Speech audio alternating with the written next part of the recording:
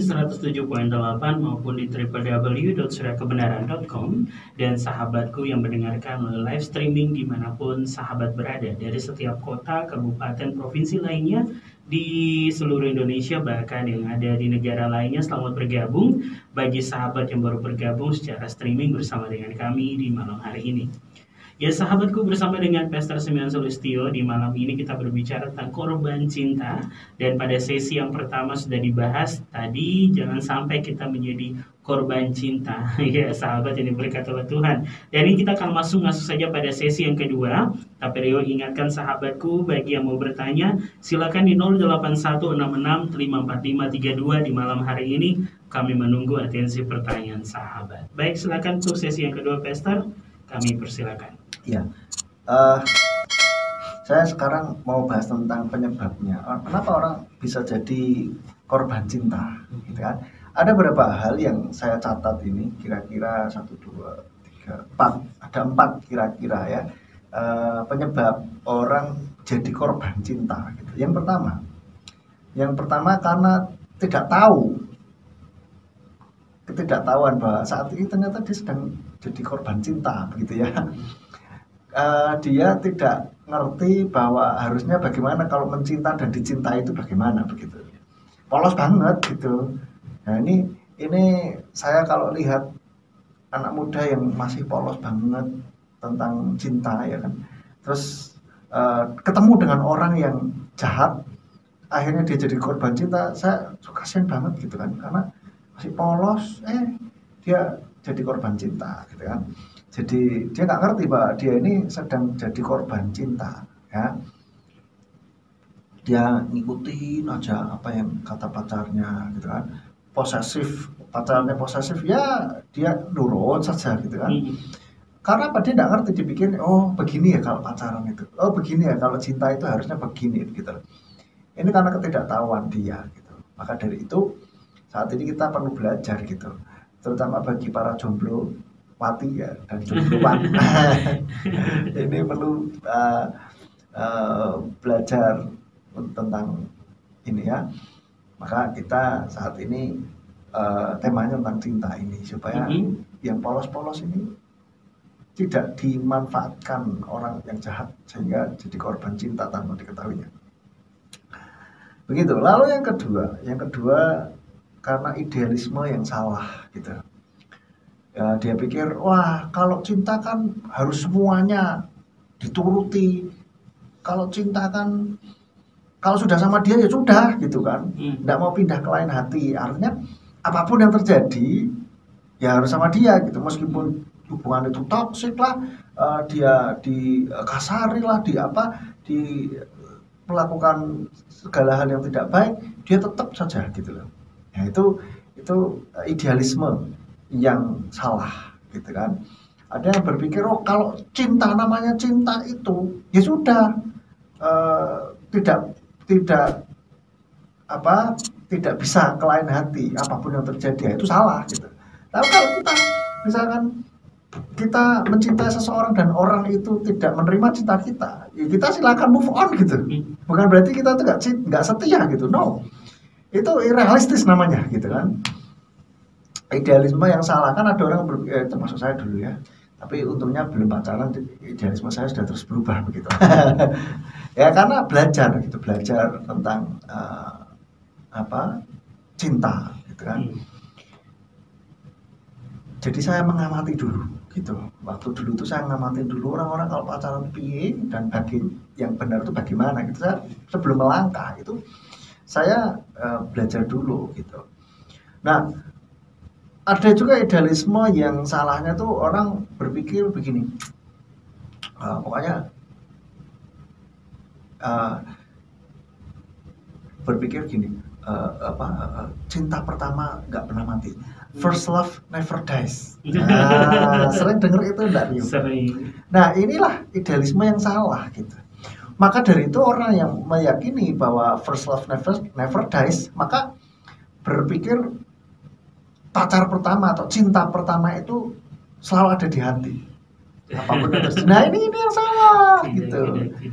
Itu yang salah. Jadi kalau sudah enggak berhubungan lagi sama dia, enggak berpacaran, ya sudah gitu loh, move on lah gitu kan. Jadi bukan berarti first love itu terus selalu yang terbaik, yang ini, no no no no no ya. Kita lihat realistis saja lah gitu kan. Lalu orang yang berpikir seperti itu, first love never dies, maka dia tidak akan bisa move on gitu. Dan ini yang bahaya. Maka akhirnya ada berpikir, cinta kan tidak harus memiliki. Nah ini yang salah juga. Kalau buat saya, cinta itu harus memiliki. Kalau tidak bisa memiliki, berhentilah mencintainya gitu loh. Karena apa? Kalau cinta tidak harus memiliki, kalau misalkan orang yang kita cintai tidak sama kita, akhirnya menikah dengan orang lain, katakanlah begitu. Nah kalau kita berpikir cinta tidak harus memiliki, berarti kita masih tetap bisa mencintai orang itu meskipun sudah jadi milik orang lain. Selingkuh nggak benar dong. Atau kitanya juga sudah jadi milik orang lain, sudah menikah dengan orang lain, tapi kitanya berpikir bahwa cinta kan tidak harus memiliki. Ya udahlah, saya menikah dengan ini tapi saya cinta dengan itu. Dosa itu nggak boleh itu ya kan. Nah maka dari itulah quotes yang tentang ya seputaran kehidupan kita ini, terutama anak-anak muda, tolong dikritisi gitu, jangan asal telan mentah-mentah gitu loh. Ya. Saya tuh miris kalau lihat quotes yang di quotes ulang atau diposting oleh anak-anak muda. Mungkin mereka tanpa sadar gitu, mereka nggak berpikir kritis gitu, dipikir ya benar juga nih gitu, udah langsung post gitu aja, dan itu akan menginternalisasi gitu, terinternalisasi dalam pikiran dia. Apalagi dalam posisi galau dan kosong, betul.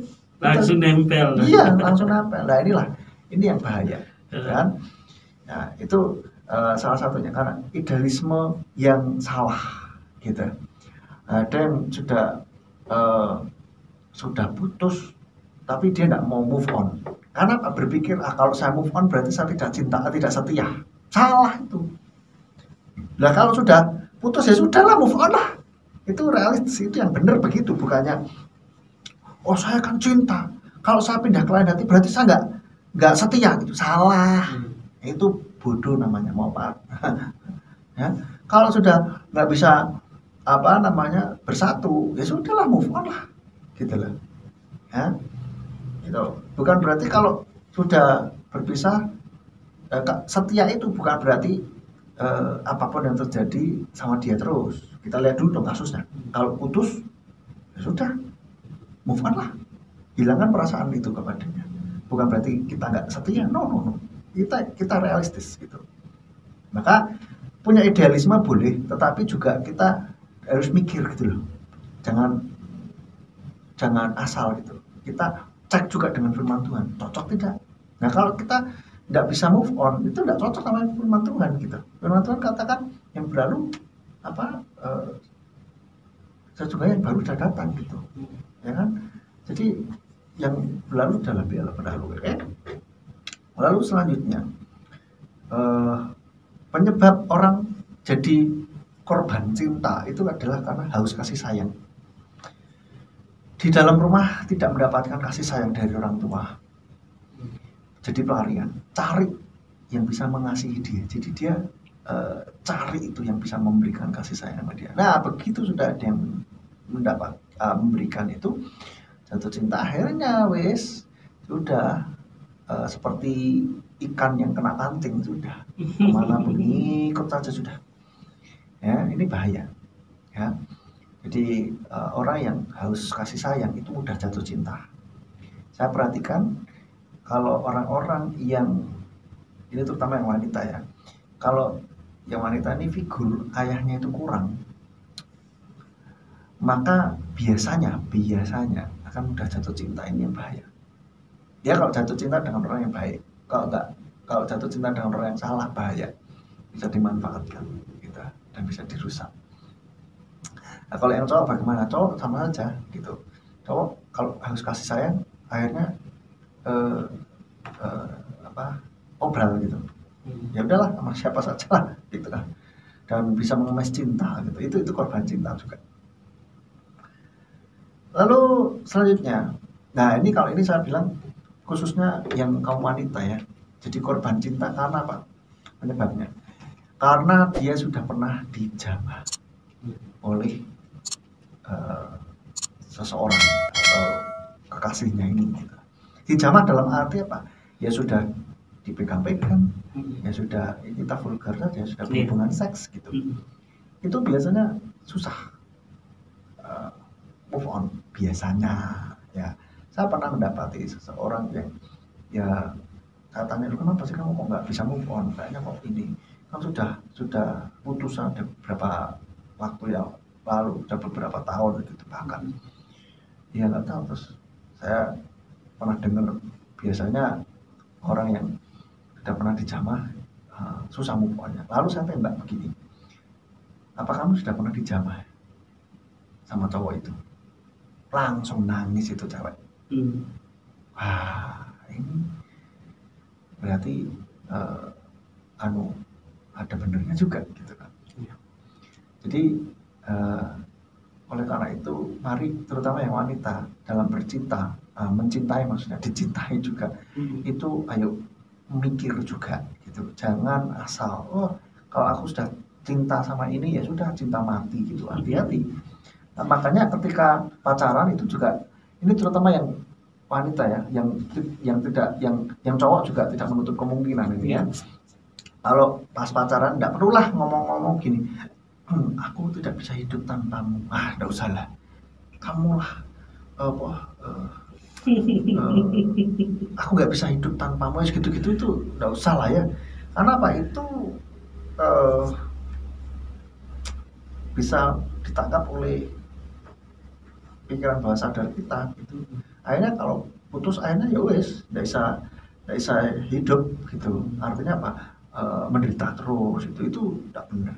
Maka dari itulah ya dalam bercinta, mencintai dan dicintai itu harus juga berpikir gitu. Ya, jangan kok masih pacaran saja sudah melakukan apapun untuk pacarnya, salah. Ya, masih pacaran kok mau melakukan apapun. Ya, jadi itu. Nah, itu Rio yang untuk segmen yang kedua ini mungkin ya. Baik. Ya baik, terima kasih Pastor dan juga sahabat yang diberkati oleh Tuhan yang melakukan apapun ya demi cintanya. Ini juga tidak boleh nih ya sahabatku. Kalau tadi jangan hanya karena cinta kita berkorban, dan ini melakukan apapun demi cinta. Jadi memberikan sampai yang istilahnya hal yang harus dijaga, yang ditetapkan oleh Elohim dan itu harus dijaga malah kita berikan. Ya. Karena cinta tadi ini bisa membuat kita menjadi korban cinta. Jadi sahabat yang diberkati oleh Tuhan, jadi kita harus menjadi orang-orang yang mau mengerti dan paham, dan juga kalau kita merindukan kasih sayang dan cinta, mungkin kita bisa ambil hal-hal yang positif ya Pastor, ya. Kegiatan-kegiatan positif, ya. Mungkin kegiatan rohani atau yang membangun talenta kita lebih lagi. Ya. Nah ini bisa menjadi salah satu tujuan yang baik ya sahabat muda yang ada di rumah, bagi orang tua yang ada di rumah juga bisa mengarahkan anak-anaknya, mungkin keluarganya. Jadi kita menjaga jangan sampai akan ada korban cinta yang lain dengan versi yang lain. Nah nanti kami akan kembali lagi tetap di 0816654532 bagi sahabat yang mau bergabung bersama dengan kami di malam hari ini. Bersama dengan Pastor Simeon kita berbicara tentang atau membahas tentang korban cinta. Kami akan kembali selepas lagu pujian berikut ini, tetap di program Refleksi Radio Surya Kebenaran.